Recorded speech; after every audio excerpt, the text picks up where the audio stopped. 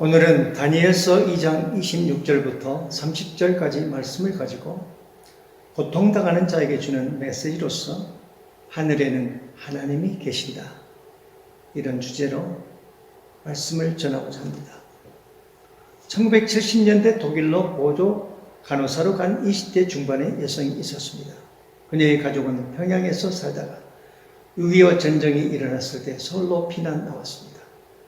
아버지는 전쟁 중에는 춘천에서 미군 통역으로 일을 하였고, 전쟁 후에는 사진관을 열어 제법 남부럽지 않게 살았습니다. 그러나 아버지가 심장병을 앓다가 42살의 젊은 나이로 돌아가시고, 어머니는 다섯 남매를 홀로 키우느라 고생하다가 이듬해 세상을 떠났습니다. 그리고 이어 장녀였던 김선희는 살 데도 없고 얼망졸망 내 동생을 벌어먹일 수 없는 환경에서 가장이 되었습니다. 그녀가 독일로 간 이유는 사랑하는 동생들을 잘 먹이고 공부시키고 싶어서였습니다.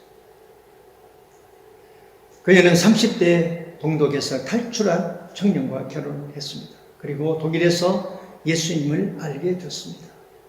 40대가 되어 신학 공부를 하기 시작하여 목사가 되었습니다. 그는 독일과 아프리카의 신학교를 설립하고 외지에서 독일로 와서 시민권을 취득한 이민자들, 집시들을 신학교에 입학시켰습니다. 러시아가 개방되었을 때 우크라이나에 교회를 세웠고 선교사를 지원했습니다. 인도의 신학교를 설립하고 재정을 후원했고요. 최근에 우리 교회 건축을 위해 적지 않은 헌금을 보내왔습니다. 김선희 목사님은 자신이 먹고 입고 살 것까지도 포기하고 선교에 힘을 올인했습니다. 하나님께서 그를 축복하셨어요. 세 아들이 있고 양녀 하나가 있습니다. 둘째 아들은 미국 하버드 대학교에서 박사 학위를 취득하고 하버드 생화학 연구소에서 높은 대우를 받으며 일하고 있습니다. 막내 아들도 대학을 졸업하고 판사 아내와 남부럽지 않게 살고 있습니다. 첫째 아들 라이는 독일에서 영어를 가장 잘하는 청년으로 인정받았고 컴퓨터를 전공했습니다. 그러나 그 청년은 첫사랑에서 상처를 입어 얼마 동안 방황하는 인생을 살았어요. 그러다가 지난달에 아버지를 잃고 상심에 빠졌다가 그만 우울증에 걸리고 말았습니다. 아들을 선교사로 만들려고 어머니는 기도하며 함께 성경을 공부하던 저에 우울증으로 제정신이 아닌 상태에서 집을 뛰쳐나고 아들은 집을 찾지 못하고 헤매고 돌아다녔어요. 정처 없이 무작정 밖으로 뛰어나가 먹지도 못하고 주위에 떨었습니다. 경찰에 의해 병원에 강제 입원시켰지만 그는 병원에서 탈출합니다. 엄마로서 아들이 겪고 있는 고통을 보면서 김선희 목사님은 절망했어요. 독일에 가서 병원의 간호사로서 온갖 험한 일을 다하면서 청춘을 바쳐 돈을 벌었던 것은 자신을 위해서가 아니라 사랑하는 세 명의 동생을 위해서였습니다. 40대의 목사가 되어 70대 중반에 이르기까지 오직 하나님의 복음을 위하여 땅끝까지 선교하는 사명을 살아왔는데 한 번도 자신을 위해서 돈을 써보지도 않고 자신이 쓸 것까지도 주님의 복음을 위하여 헌신했는데 어찌하여 견딜 수 없는 시련을 주시는가 원망이 나오기 시작했습니다. 목사님은 여러 차례 천국에 다녀올 기회도 하나님이 주셨고 신유 은사를 받아 질병으로 고통당하는 사람들을 도왔습니다. 하나님과 깊은 대화를 나누고 살았는데 왜 이런 시련을 주시냐는지 목사님은 너무 서럽고 고통스러워서 하나님을 향하여 대들었습니다. 하나님이 자기에게 이런 비극에 고통을 주시려고 타라고 부르셨는지 하나님 꼭 이렇게 해야만 되겠습니까? 하나님은 너무 강하십니다. 내 아이가 정신줄을 놓았어요. 그래서 하나님이 얻는 이익이 무엇입니까? 얼마나 고통스러웠으면 그렇게 하나님과 깊이 교제하던 목사님이 하나님께 대들었을까요? 그래서 저는 카톡으로 편지를 보냈습니다. 목사님, 하나님이 너무하신 것 같기도 합니다. 하지만 하늘에는 하나님이 계십니다. 그분은 다 알고 계시지요. 사람이 감당하지 못할 시험은 주시지 않는다는 약속이 있어도 정말 감당하기 어려운 시험이 있군요. 그래서 하나님은 욥의 시련을 성경에 기록해 두셨나 봅니다. 세상에서 욥만큼 큰 시련을 당한 분이 또 어디 있겠습니까? 하루아침에 10자녀를 잃었고 동방에서 가장 부자였던 그의 재산이 한순간에 날아갔습니다. 자신은 병이 들어 죽을 지경이 되었습니다. 그럼에도 불구하고 그는 하나님을 원망하지 않고 오히려 찬송했습니다. 그렇기 때문에 주님은 욥의 시련을 보라고 말씀하시는 것 같습니다. 애굽에서 탈출한 이스라엘이 홍해 앞에서 뒤에서 추격해 오는 바로의 군대를 바라보며 하나님을 원망했지요. 하지만 모세의 기도를 들으신 하나님은 살 수 있는 방도를 가르쳐 주셨습니다. 너희는 가만히 하나님이 행하시는 일을 보라고. 물론 그 목사님의 원망은 잠시였습니다. 그리고 나에게 메시지를 보내왔습니다. 하나님의 계획이 분명 이루어질 것을 믿습니다. 주님을 찬양합니다. 사람에게는 어떤 형태든지 고통이 찾아옵니다. 질병이라든지 죽음이라든지 파산이라든지 억울한 일을 당한다든지 뜻밖의 일이 찾아옵니다. 이때 사람은 이런 때에 하나님이 무슨 소용이 있는가? 이런 때에 하나님이 무슨 소용이 있는가? 하나님이 계시다면 이런 때에 날 돌봐주시지 않고 도대체 어디에 있단 말인가? 질문하게 됩니다. 복음서에서 예수님을 나의 주 나의 하나님이라고 부르는 장면이 딱 하나 있습니다. 그게 누구죠? 도마입니다. 도마는 주님이 죽으심으로 슬픔에 빠졌어요. 예수님이 부활하셨다는 소식을 들었지만 그는 믿지 않았습니다. 그런데 예수님은 새로이 변화된 몸으로 도마에게 나타나셨어요. 의심투성이었던 그가 어찌 되어 부활하신 예수님 앞에서 나의 주 나의 하나님이라는 말이 그의 입에서 터져 나왔을까요? 그것은 주님의 상처였습니다. 예수님은 그에게 네 손가락을 내밀어서 내 손을 만져보고 네 손을 내 옆구리에 넣어보아라 말씀하셨어요. 도마는 그때 깨달았습니다. 우주의 주인공이신 전능하신 하나님이 스스로 낮아지셔서 우리의 고통을 대신 짊어지고 사람들과 연합을 이루는 그 경위를 보았기 때문입니다. 하나님이라고 해서 고통이 면제되는 것이 아닙니다. 하나님은 우리처럼 사람이 되셔서 인간이 당할 고통을 다 당하셨습니다. 도마는 여기서 하나님은 사랑이라는 사실을 깨달았어요. 사랑한다는 것은 무엇을 의미할까요? 사랑한다는 것은 아파하고 슬퍼한다는 뜻입니다. 구약을 연구하는 유대인들 사이에 이런 말이 있다고 합니다. 메시아가 있는 곳에는 고통이 없다. 메시아가 있는 곳에는 고통이 없다. 예수님이 오신 후에는 우리는 이렇게 바꿔 말할 수 있습니다. 고통이 있는 곳에 메시아가 있다. 고통이 있는 곳에 메시아가 있다. 예수님은 가난한 자가 되셨어요.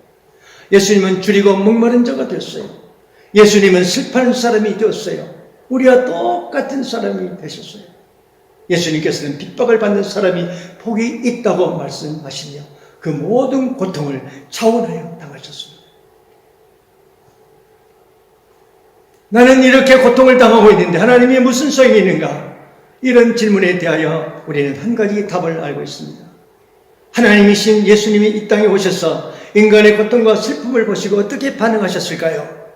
실로암탑이 무너져 무고한 사람들이 18명이나 죽은 큰 비극도 있었고 오해아들을 잃은 과부나 로마 군인의 병든 하인의 작은 비극 같은 것도 있었어요. 그런데 예수님은 이런 현상에 대하여 하나님이 저주를 내리신 거라고 설교하지 않으셨어요. 하나님께서 심판하신 것이라고도 주장하지 않으셨어요. 하나님의 신비한 섭리를 받아들이라고도 하지 않으셨어요. 대신에 비극의 현장에서 그들을 위로하셨어요. 공유를 베푸셨어요. 치료해 주셨어요.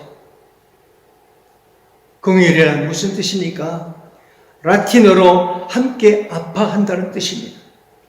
하나님은 아픈 사람들, 육신의 병이 든 사람들, 마음의 상처를 입은 사람들, 지난 주간에 일어났던 경기도 용인 물류창고 화재로 무고하게 희생당한 사람들의 편입니다. 우리가 확실히 아는 것은 하나님이 어떤 심정인가 하는 것입니다.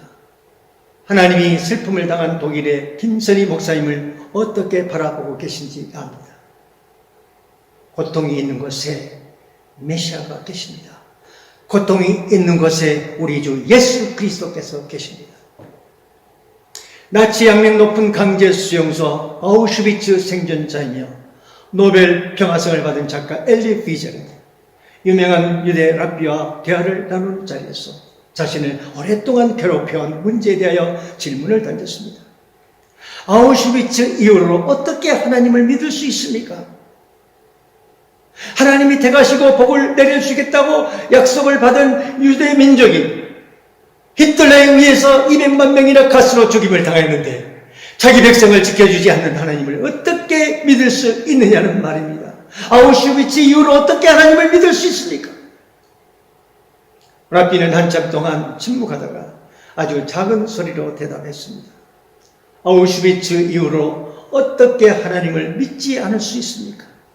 아우슈비츠 이후로 어떻게 하나님을 믿지 않을 수가 있습니까? 그리하여 엘리 위세는 인류에게 묻습니다. 아우슈비츠로 어두워진 세상에 하나님 외에 무엇이 남았는가? 성경은 말합니다.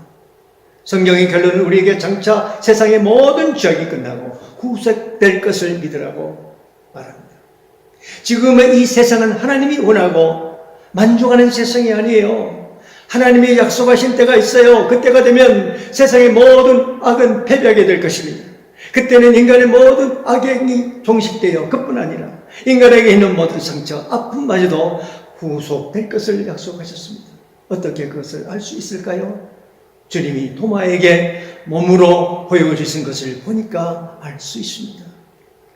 사랑하는 여러분, 하나님이 무슨 소용이 있는가? 라는 질문을 하지 말고 하나님은 무엇에 소용이 되는가? 라고 질문하시기 바랍니다. 성경은 상처받는 사람에게 다시는 아프지 않을 것이라는 사실을 보장하고 있습니다. 사도 바울이 로마서 8장에서 한 약속입니다. 모든 것이 합력하여 선을 이룬다는 약속 말입니다. 바울은 자신이 겪었던 고통에 관하여 말합니다. 병들었던 것, 태형을 당한 것, 옥에 갇힌 것, 전도 여행 중에 배가 파손되고 유대인들에게 납치되어 죽을 뻔했던 것들을 말합니다. 그가 과거에 겪었던 고통에 관하여 말하면서 그런 위기의 사건까지도 구속하신 하나님을 바라보았습니다. 바울의 결론은 이렇습니다. 고린도후서 11장 23절부터 27절까지 말씀입니다. 그러나 우리는 이 모든 일에서 우리를 사랑해 주신 그분을 힘입어 이기고도 남습니다. 나는 확신합니다. 죽음도 사는 것도 천사들도 권세자들도 현재일도 장래일도 능력도 높음도 깊음도 그 밖에 어떤 피조물도 우리를 예수 그리스도 안에 있는 하나님의 사랑에서 끊을 수 없습니다. 세상에는 끔찍한 일들이 많이 자주 벌어져요. 그렇지만 우리는 비극 속에서도 마음과 생각을 가라앉혀 줄 수 있는 인간의 이성으로 헤아릴 수 없는 하나님의 평화를 누릴 수 있습니다.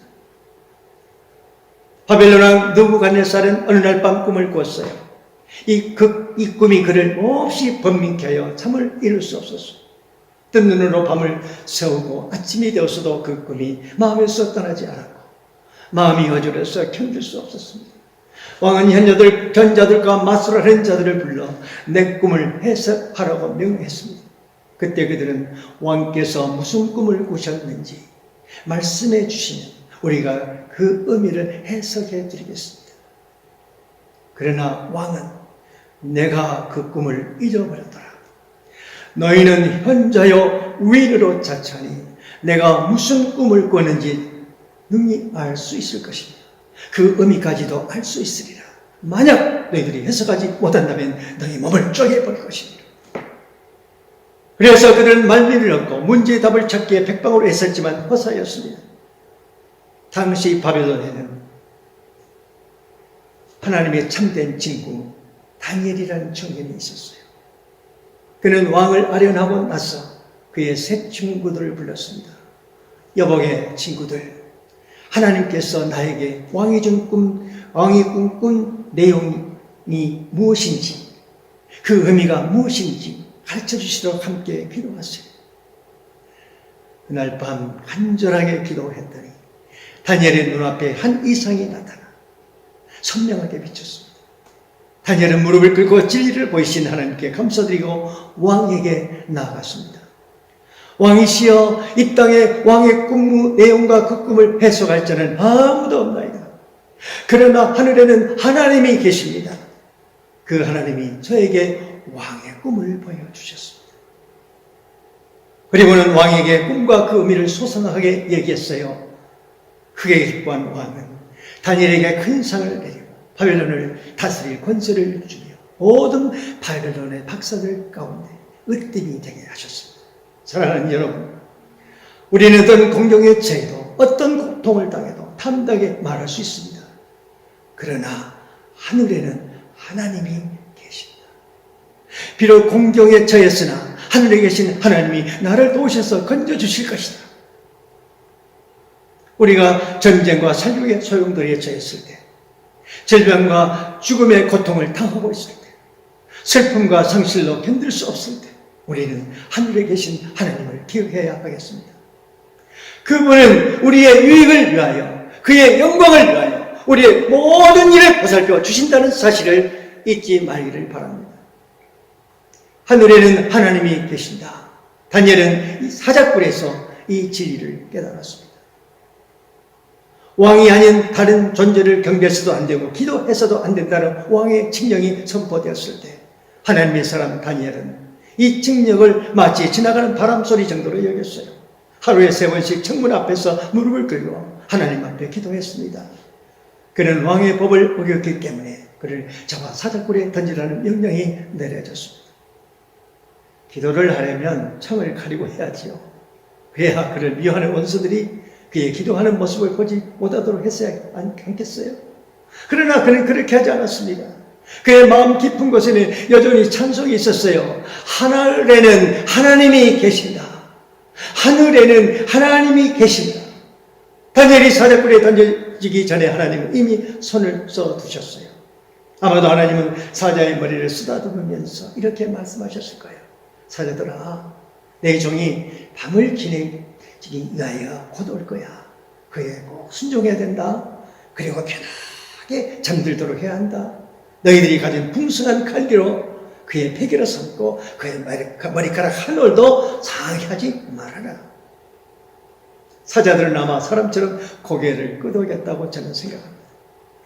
얼마의 철장문이 열리고 사자 다니엘이 굴 속에 떨어졌어요. 사자들은 그를 따뜻하게 맞이했습니다. 그리고 편히 누워 아기처럼 잠드는 동안 사자들이 그들을 지켜주었습니다. 다음날 아침 다리오 왕이 사자굴에서 사자굴 입구에서 다니엘을 불렀어요. 다니엘아, 네가 무사하냐? 그러자 다니엘은 이렇게 대답했습니다. 왕이시여, 하늘에는 하나님이 계십니다. 그가 저를 보살펴 주셨습니다.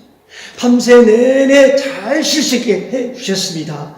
왕께서도 안녕하신가요? 사랑하는 여러분, 하나님 편에 굳게 서시기 바랍니다. 비록 여러분이 사자굴 같은 곳에 던져진다고 해도 하늘에는 하나님이 계시므로 그분이 여러분을 보살펴 주실 것입니다. 하늘에는 하나님이 계신다. 베드로는 감옥에 갇혀서 이 진리를 깨달았습니다. 베드로와 사도들이 복음을 전하고 있었어요.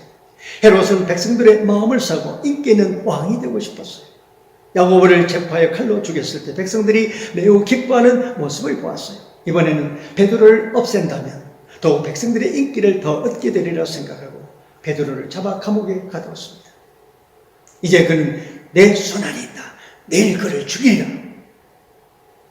베드로는 그러나 하나님은 하늘에 계신다는 사실을 알고 있었습니다.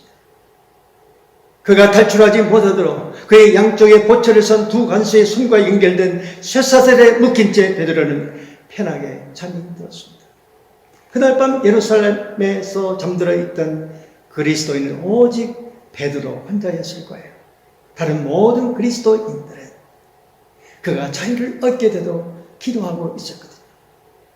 하늘에 계신 하나님이 그들의 기도를 들으시고 그의 천사를 감옥에 보내어 베드로를 구하고 기도하는 교회로 그를 인도했습니다.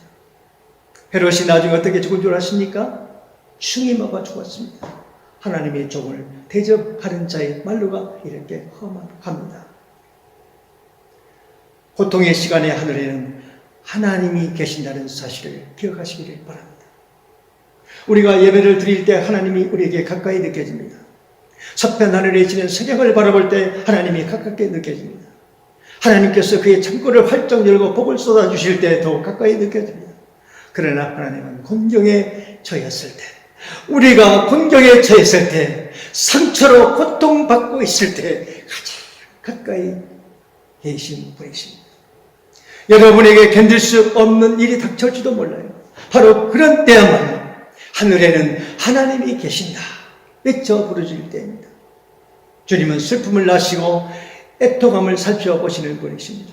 그리고 주님은 친히 눈물의 골짜기를 지나고 겪으셨기 때문에 슬퍼하는 자를 어떻게 위로하실지 아십니다.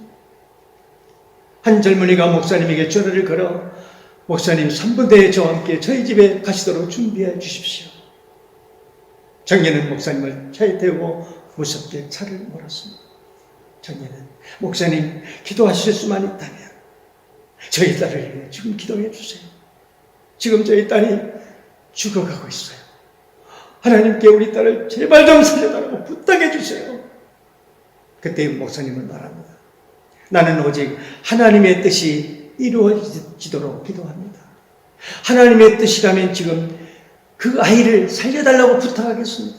하지만 그렇지 않다면 곤경에 처있는 당신과 아내에게 자비를 베풀어 달라고 기도하겠습니다. 그러나 청년은 계속 외쳤어요. 목사님, 저는 견딜 수 있어요. 그러나 내 아내는 몸도 마음도 약해서 충격을 받고 죽게 될 거예요.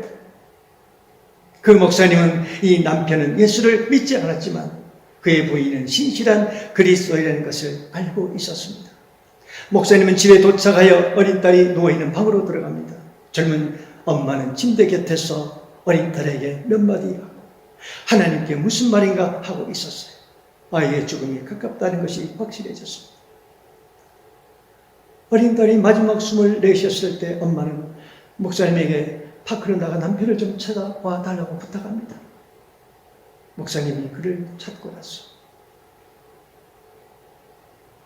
그는 말했습니다. 목사님, 이제 다 끝났지요? 그래요. 당신 딸은 떠났습니다. 그때 청년은 울면서 말합니다. 목사님, 나는 견딜 수 있어요. 얼마든지 견딜 수 있어요. 하지만 불쌍한 내 아내를 못 견디고 죽을 거예요. 그때 목사님은 남편 되는 청년에게 자, 안으로 들어가서 어찌 됐나 살펴봅시다 하고 그를 데리고 집 안으로 들어갔습니다. 문 앞에 이르렀을 때 두 사람은 잠시 멈췄어요. 젊은 엄마는 침대 곁에서 기도하고 있었거든요. 엄마는 어린 딸을 오랜 기간은 아니지만 몇 해 동안으로 데리고 있게 해주셔서 하나님께 감사하다고 했습니다. 그리고 전혀 사랑하지 않았던 것보다는 사랑했다가 잃어버리는 것이 훨씬 낫다고 하나님께 감사드렸습니다. 이 아이의 삶과 죽음으로 인하여 더욱 주님께 충성스러운 종이 되겠다고 기도하고 있었습니다. 그녀가 기도를 마치자 목사님과 남편이 그녀에게 들어갔어요. 그의 아내는 남편의 목을 껴안고 말했습니다. 여보, 당신에게 너무 미안해요. 제 가슴도 칼갈이 찢겼어요. 하지만 하나님이 저의 영혼 속에 한 줄기 빛을 비춰주셨어요. 저에게 꼭 필요한 위로와 자비를 주셨어요. 하지만 당신이 너무나 안 됐어요. 당신은 이렇게 마음이 아플 때 당신을 도와주실 하나님이 없잖아요. 당신이 이렇게 마음이 아플 때 당신을 도와주실 하나님이 없잖아요. 그때 젊은이는 목사님을 향하여 말했습니다. 하나님께서 내 아내에게 이런 은혜를 베풀어 주신 분이라면 나도 그리스도를 나의 구주로 영접하겠습니다. 마침내 젊은 남편은 그리스도를 그의 구주로 영접했습니다. 그의 모든 죄는 사함을 받았고 모든 지각 위에 뛰어난 평안이 그의 마음속에 가득하게 되었습니다. 사랑하는 여러분, 그리스도께서는 우리에게 이 세상 사는 동안 필요한 모든 것을 채워주시고 장차 다가오는 삶을 위해서 우리에게 소망을 주십니다.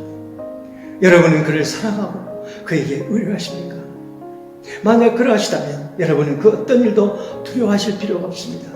하늘에는 하나님이 계시니까요. 그가 여러분을 항상 지켜보시고 여러분을 보살필 것입니다.